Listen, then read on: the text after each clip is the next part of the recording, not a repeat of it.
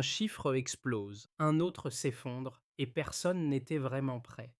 Quand le cobalt a bondi de 200% en quelques jours, tandis que l'euro perdait près de 10%, l'ancienne mécanique silencieuse entre l'Europe et l'Afrique a soudainement grincé et révélé sa fragilité.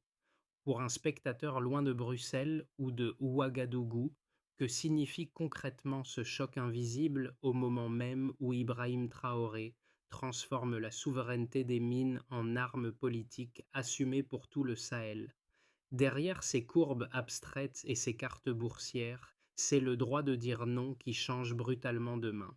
Ce récit n'ambitionne pas seulement d'expliquer un basculement géoéconomique, il s'attache à montrer comment une suite de décisions africaines, cohérentes et rapides, a reconfiguré un rapport de force longtemps considéré comme immuable. Au cœur de cette promesse se trouve une idée simple mais décisive: comprendre le coût réel d'un changement de souveraineté. Si l'Afrique choisit de transformer localement ses ressources au lieu de les exporter brutes, alors chaque pays, chaque industrie et chaque capital européen devra réapprendre à fonctionner sans les automatismes historiques qui garantissaient l'abondance. Une telle rupture n'est jamais abstraite. Elle touche les chaînes d'approvisionnement, les marges industrielles, les prix de l'énergie et la stabilité monétaire. Pour éclairer ces enjeux, cette analyse retrace les déclencheurs, les réactions successives et les répercussions immédiates, tout en reliant ces éléments à une trajectoire plus vaste, celle d'un continent qui, porté par des dirigeants comme Ibrahim Traoré, replace la souveraineté au centre de la stratégie. L'enjeu n'est pas de juger, mais de mesurer une transformation irréversible. La bascule s'est révélée en deux signaux fulgurants: une hausse de plus de 200% du cobalt en quelques jours, puis une dépréciation de près de 10% de l'euro face aux monnaies utilisées dans les nouveaux accords africains. Ces deux chiffres, en apparence déconnectés, ont exposé la même réalité. L'Afrique n'était plus un simple fournisseur, mais un acteur qui modifiait le tempo mondial. Ce mini-reveal ouvre une séquence plus large, car ces gestes ne surgissent pas dans le vide. Depuis plusieurs années, un mouvement souterrain traverse le Sahel et l'Afrique centrale. Volonté de transformer les ressources qu'on a sur place, rejet progressif de la dépendance monétaire européenne, renégociation des contrats historiques. Ibrahim Traoré, figure visible de cette dynamique des paradigmes, a cristallisé ce changement en affirmant que la liberté économique commence à la porte de la mine, plaçant ainsi la question de la souveraineté au centre des décisions collectives africaines. Le choc de 2025 n'a fait qu'accélérer ce que les capitales européennes percevaient déjà sans vouloir l'admettre. Lorsque la RDC suspend l'exportation de cobalt en exigeant des raffineries africaines, ce n'est pas seulement un choix technique, c'est la première pierre d'un renversement contractuel. Le Nigeria, le Ghana, la Namibie et d'autres pays adoptent ensuite des mesures convergentes, chacune révélant un point commun: l'Afrique ne demande plus la permission, elle impose un cadre. Dans cette redistribution silencieuse, l'Europe se heurte à une contrainte nouvelle. Elle ne peut plus compter sur des flux garantis, ni sur une architecture financière où l'euro demeurait la référence. Les anciennes puissances voient les marges de négociation se réduire et leurs industries se retrouvent exposées à un risque structurel qu'elles n'ont pas anticipé. Cette partie pose donc la boussole du récit: un choc chiffré, un glissement d'autorité, puis un fil conducteur qui relie décisions nationales, tensions monétaires et affirmations souveraines.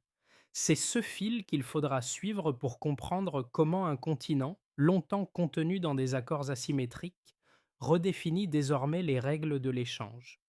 Pour suivre cette transformation sans s'y perdre, il faut un repère, celui d'un observateur africain placé au cœur des négociations, témoin direct des premiers effets provoqués par la réorientation économique du continent. Cet interlocuteur, qu'il soit économiste régional ou conseiller technique au sein d'une institution panafricaine, voit rapidement ce que les capitales extérieures perçoivent avec retard.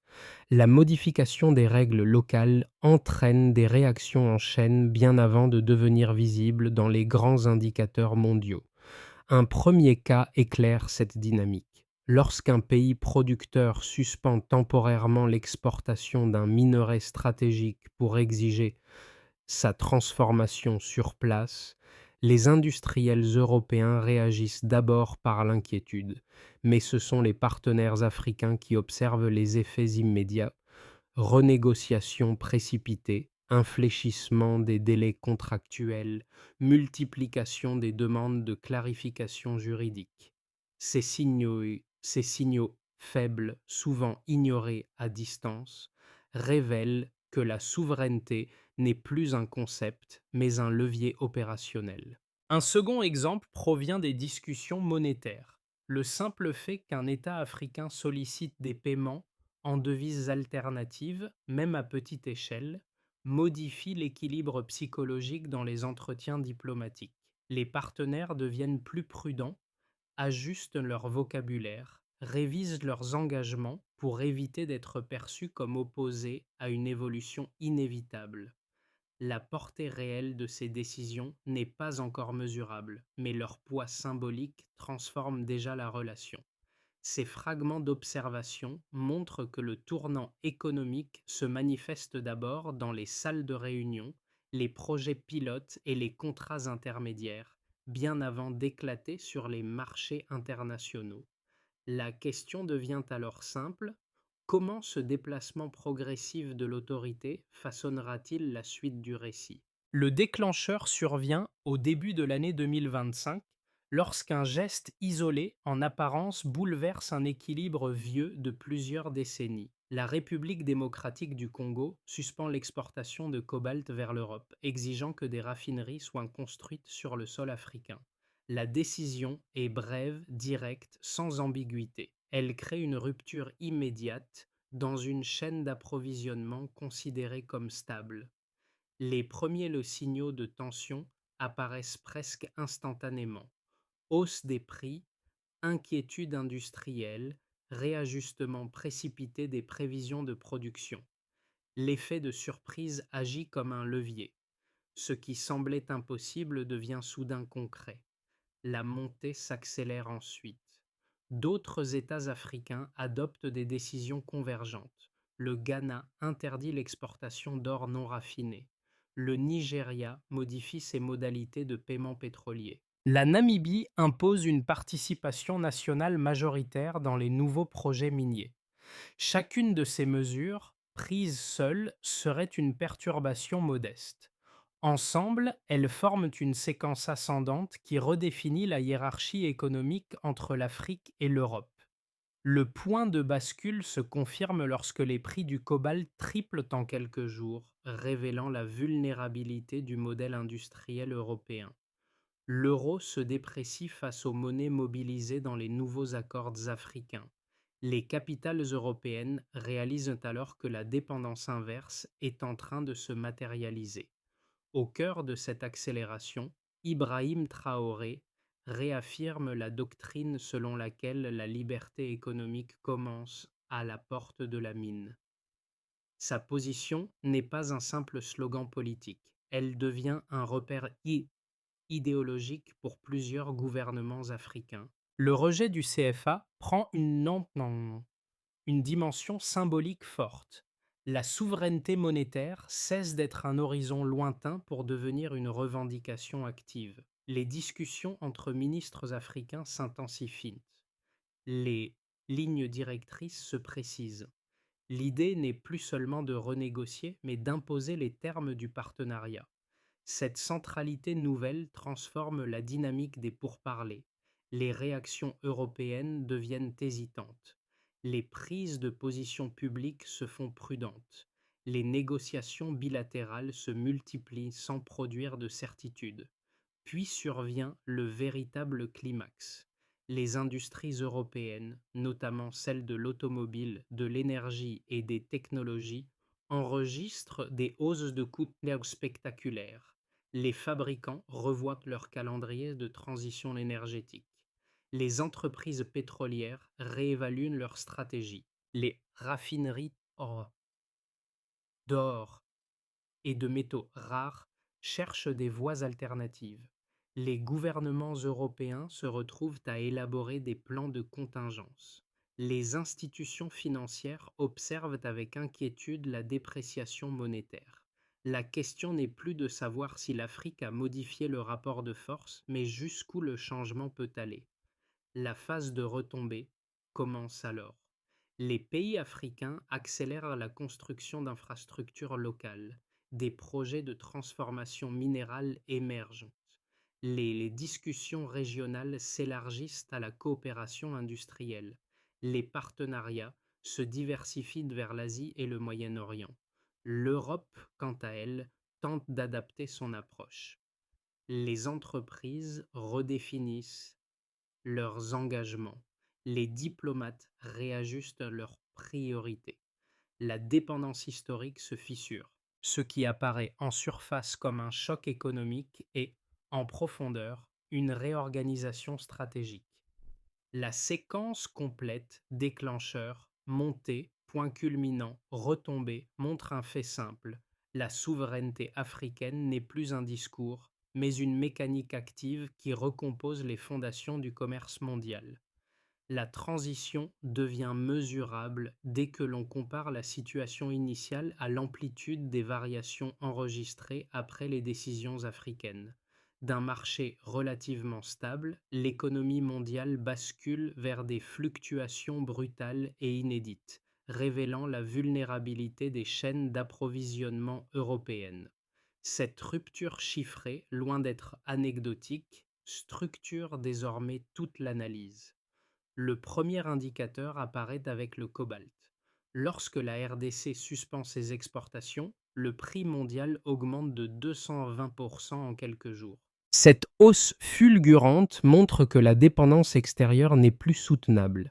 Ce delta extrême dévoile une fragilité systémique que les prévisions européennes n'avaient pas anticipée, un point désormais central dans les évaluations industrielles.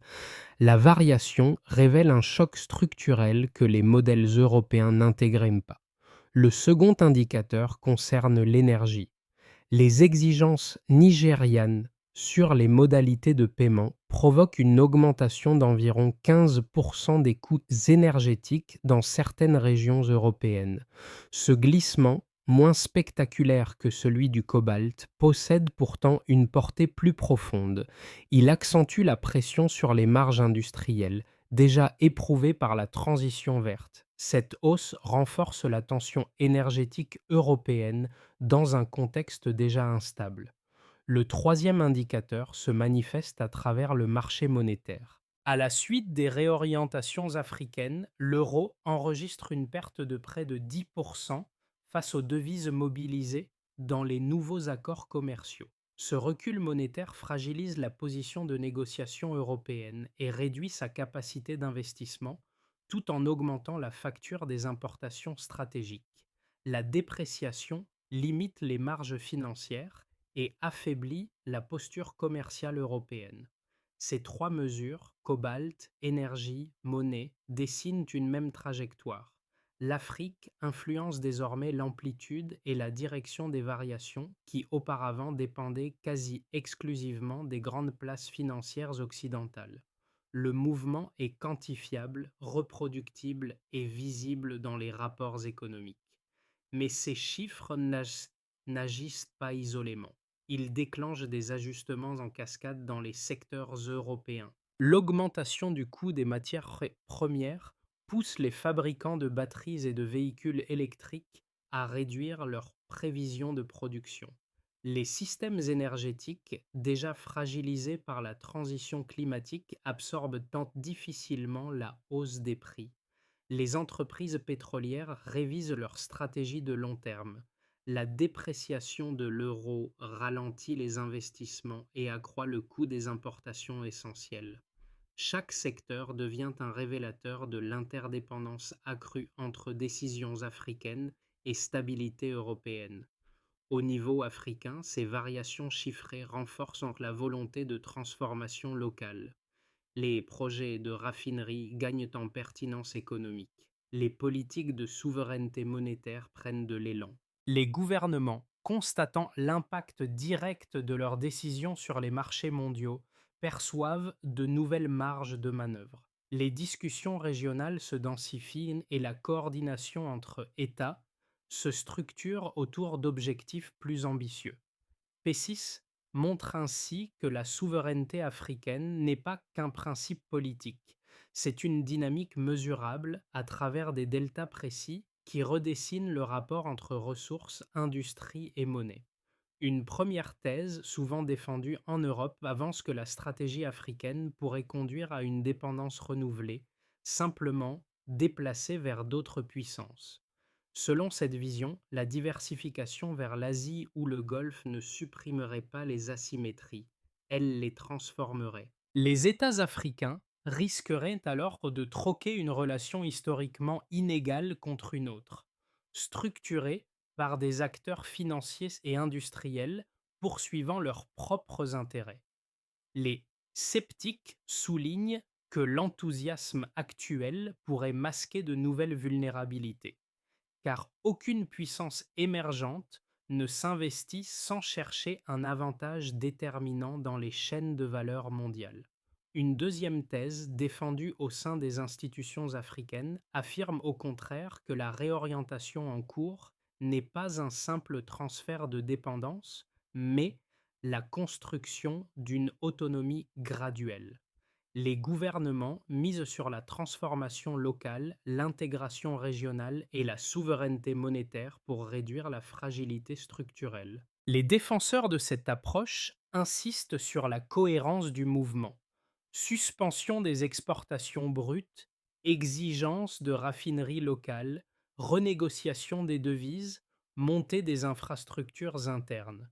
Pour eux, chaque décision apporte une couche supplémentaire d'indépendance réelle et la coopération avec d'autres blocs économiques ne constitue qu'un levier transitoire. La réponse se dessine au croisement des deux propositions. Les faits observés dans les mois récents indiquent que les décisions africaines n'ont pas été improvisées ni dictées par l'extérieur, mais déclenchée par une volonté explicite de réécrire la relation économique mondiale. Les mesures du Congo, du Ghana, du Nigeria et de la Namibie n'ont pas imité un modèle étranger. Elles ont réagi à une longue histoire de fourniture à bas prix. L'impact chiffré: hausse du cobalt, tension énergétique, dépréciation monétaire, montre que ces gestes trouvent leur efficacité dans un mécanisme autonome. L'objectif n'est donc pas d'adhérer à un nouveau centre de gravité, mais de réduire la dépendance en contrôlant la ressource, la valeur ajoutée et le rythme de négociation. Ce point médian révèle un glissement moins visible mais déterminant. L'Europe n'est plus celle qui fixe le tempo des négociations.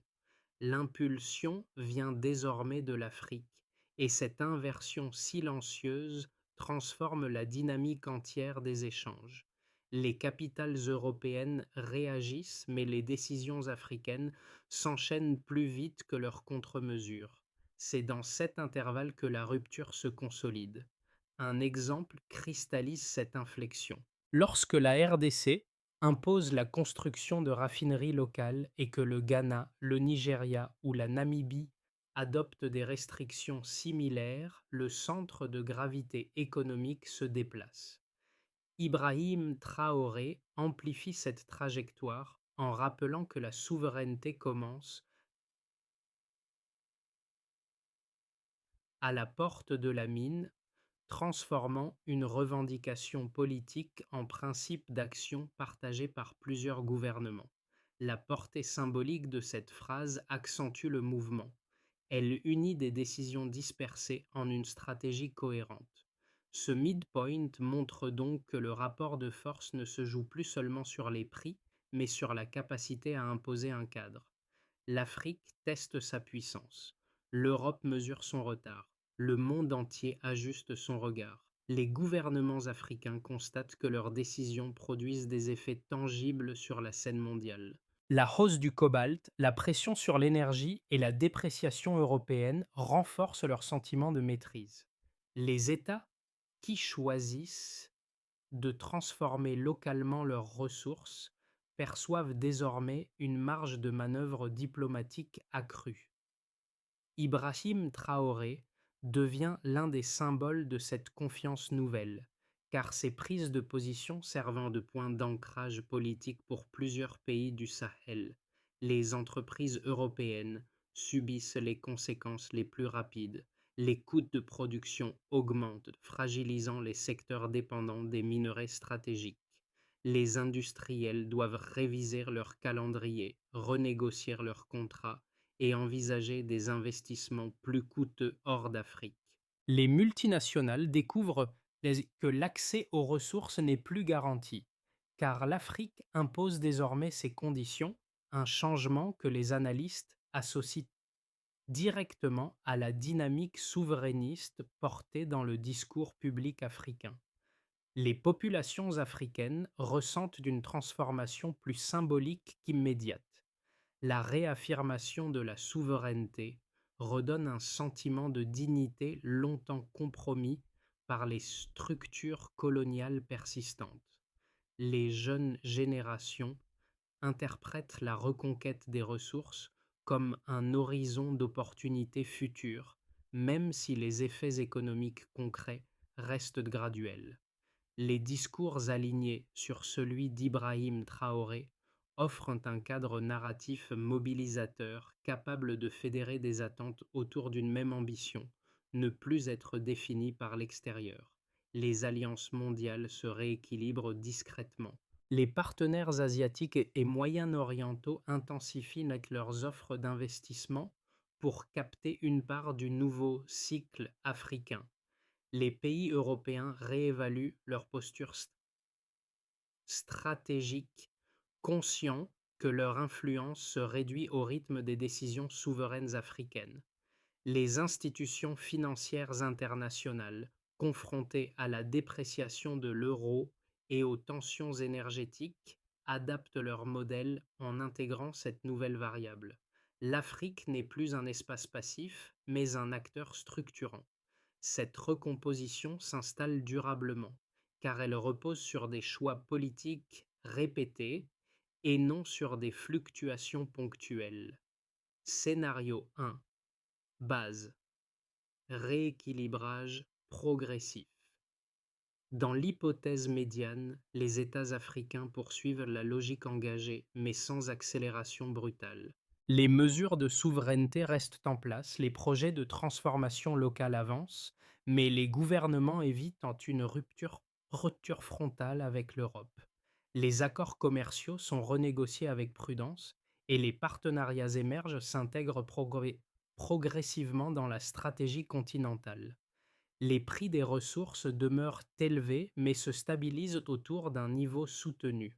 Dans ce cadre, l'Europe ajuste sa position et cherche à préserver des liens stratégiques, tandis que les institutions africaines renforcent leur capacité de coordination. Scénario 2. Optimiste. Autonomie accélérée. Dans cette trajectoire, l'Afrique consolide rapidement ses infrastructures locales, notamment dans les secteurs miniers et énergétiques. Les raffineries, projets de transformation et initiatives monétaires reçoivent un soutien politique et financier robuste. La diversification commerciale s'intensifie vers l'Asie et le Moyen-Orient, renforçant la marge de manœuvre du continent. Les États deviennent de moins sensibles aux fluctuations extérieures, car la valeur ajoutée reste sur place. L'Europe conserve un rôle, mais celui-ci se transforme en coopération conditionnée plutôt qu'en dépendance structurelle. Ce scénario offre une montée en puissance africaine plus nette, soutenue par une cohérence politique durable. Scénario 3. Worst case. Fragmentation et retour à la dépendance. Dans la version défavorable, les divergences internes affaiblissent la stratégie continentale. Les décisions souveraines manquent de coordination et certains États reviennent à des accords bilatéraux asymétriques. Les investissements étrangers, bien que massifs, recentrent la valeur ajoutée à l'extérieur. L'Afrique, dans cette hypothèse, échange une dépendance ancienne contre une autre, tandis que les tensions monétaires et les déséquilibres sociaux ralentissent la dynamique enclenchée en 2025. L'Europe retrouve alors une partie de son influence, non par la force des négociations, mais par l'affaiblissement des initiatives souveraines africaines. Plutôt que de prédire lequel de ces scénarios prévaudra, il importe d'observer comment les décisions africaines s'enchaînent et se combinent. La clé réside dans la cohérence régionale. Chaque pas aligné renforce l'autonomie. Chaque divergence élargit la zone de fragilité. Le continent se situe à un carrefour où l'attention à la séquence compte autant que la direction. Pour un public qui observe cette reconfiguration économique à distance, l'enjeu dépasse largement les fluctuations des marchés ou la rhétorique diplomatique. Il s'inscrit dans une modification profonde des repères qui structuraient jusqu'ici la compréhension des relations internationales. Trois groupes d'audience perçoivent cette transformation chacun à leur manière. Groupe A. Ceux qui suivent l'actualité économique. Ils voient dans les décisions africaines un signal d'alerte sur la fragilité des modèles industriels établis. La hausse du cobalt, les tensions énergétiques et la dépréciation monétaire indiquent que les dépendances, autrefois invisibles, deviennent soudain palpables. Pour ces observateurs, l'intérêt principal réside dans la capacité à anticiper les réajustements qui accompagneront ce nouveau cycle. Groupe B. Ceux qui s'intéressent aux dynamiques géopolitiques. Ils interprètent le changement comme une réaffirmation du rôle africain dans l'équilibre mondial.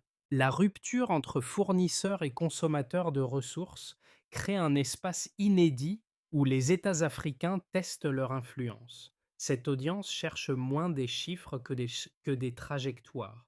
Comment une série de décisions peut-elle redessiner une carte de pouvoir longtemps figée? Groupe C. Ceux qui s'interrogent sur les principes de souveraineté. Ils retiennent surtout la dimension symbolique.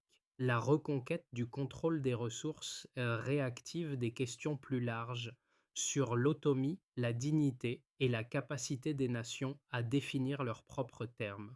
Pour eux, l'intérêt ne se limite pas à la situation africaine, mais s'étend à la manière dont chaque région du monde pourrait réévaluer ses propres dépendances. Ainsi, cette analyse ne s'adresse pas seulement aux spécialistes, mais à toute personne qui cherche à comprendre comment un continent redéfinit son rôle et, ce faisant, modifie la grille de lecture globale. Une transition durable nécessite une série d'étapes capables d'ancrer la souveraineté économique dans des actions concrètes. Cette feuille de route s'appuie sur les décisions déjà engagées par plusieurs pays africains et s'aligne sur la dynamique incarnée par Ibrahim Traoré, qui place la maîtrise des ressources au centre du projet continental. Étape 1. Coordination régionale renforcée. Les États doivent harmoniser leur calendrier de transformation locale. Cette coordination réduit les divergences internes et limite les retours en arrière. L'indicateur principal devient le nombre d'accords régionaux opérationnels dans les 12 prochains mois. Étape 2. Accélération des capacités de transformation. Chaque gouvernement identifie un minerai prioritaire et déploie un plan de construction ou de modernisation d'infrastructures.